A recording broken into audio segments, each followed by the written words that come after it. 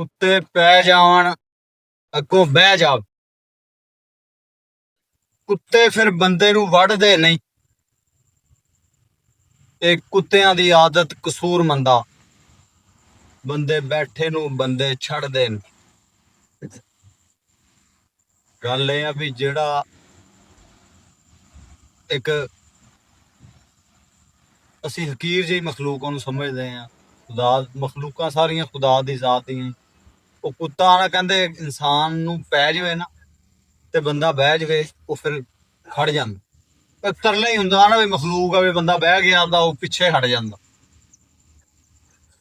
ਲੇਕਿਨ ਅਸੀਂ ਇਨਸਾਨ ਆ, ਅਸ਼ਰਫ ਅਲ ਮਖਲੂਕਾਤ ਆ।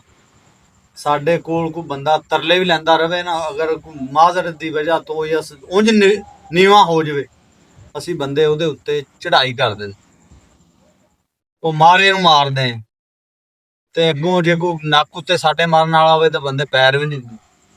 ਗੱਲ ਇਹ ਆ ਵੀ ਇਨਸਾਨ ਹੋ ਕੇ ਵੀ ਅਸੀਂ ਕਿਸੇ ਨੂੰ ਮਾਫ ਨਾ ਕਰੀਏ, ਫਿਰ ਸਾਡੇ ਨਾਲ ਉਹ ਕੁੱਤਾ ਚੰਗਾ ਜਿਹੜਾ ਮਤਲਬ ਅਗਰ ਬੰਦਾ ਉਹ ਮਿਹਨਤ ਤਰਲਾ ਕਰੇ, ਇੱਕ ਮਿਹਨਤ ਹੀ ਹੁੰਦੀ ਹੈ ਨਾ, ਬਹਿ ਜਾਵੇ ਤਾਂ ਕੁੱਤਾ ਪਿਛਾਂ ਹਟ ਜਾਂਦਾ। ਲੇਕਿਨ ਇਨਸਾਨ ਇੱਕ ਬੰਦਾ ਦੂਸਰੇ ਬੰਦੇ ਕੋਲ ਜਾ ਕੇ ਝੁਕ ਜਾਵੇ, ਉਹਦੇ ਕੋਲ ਮਾਫੀ ਮੰਗ ਲਵੇ, ਫਿਰ ਬੰਦੇ ਉਹਦੇ ਤੇ ਵੀ ਜ਼ਿਆਦਤੀ ਕਰਨ, ਫਿਰ ਇਨਸਾਨੀਅਤ ਤਾਂ ਕੋਈ ਨਹੀਂ। ਤੇ ਸਾਡੇ ਨਾਲ ਤਾਂ ਉਹ ਕੁੱਤਾ ਜਿਹੜਾ ਜਿਹਨੂੰ ਅਸੀਂ ਹਕੀਰ ਜਾਣਦੇ ਆ, ਉਹ ਬੰਦੇ ਨਾਲ ਅਸ਼ਰਫ। ਇਹ ਗੱਲਾਂ ਸਾਨੂੰ ਸੋਚਣੀਆਂ ਚਾਹੀਦੀਆਂ। ਜਦੋਂ ਕੋਈ ਬੰਦਾ ਤੁਹਾਡੇ ਕੋਲ ਆ ਕੇ ਝੁਕ ਜਾਵੇ, ਬਹਿ ਜਾਵੇ ਨਾ, ਫਿਰ ਉਹਦੀ ਮੰਨ ਲੈਣੀ ਚਾਹੀਦੀ ਹੈ। ਡਿੱਗੇ ਨੂੰ ਨਹੀਂ ਮਾਰੀਦਾ ਹੁੰਦਾ। ਇਹ ਕੋਈ ਵੱਡੇ ਬੰਦਿਆਂ ਵਾਲੀ ਗੱਲ ਨਹੀਂ ਹੁੰਦੀ। ਇਹ ਕਮੀਨੇ ਤੇ ਸ਼ੋਅ ਦੇ ਬੰਦਿਆਂ ਦਾ ਕੰਮ ਹੁੰਦਾ, ਡਿੱਗੇ ਨੂੰ ਮਾਰਨਾ। ਤੇ ਸਾਨੂੰ ਇਸ ਗੱਲ ਦੇ ਉੱਤੋਂ ਸਬਕ ਲੈਣਾ ਚਾਹੀਦਾ।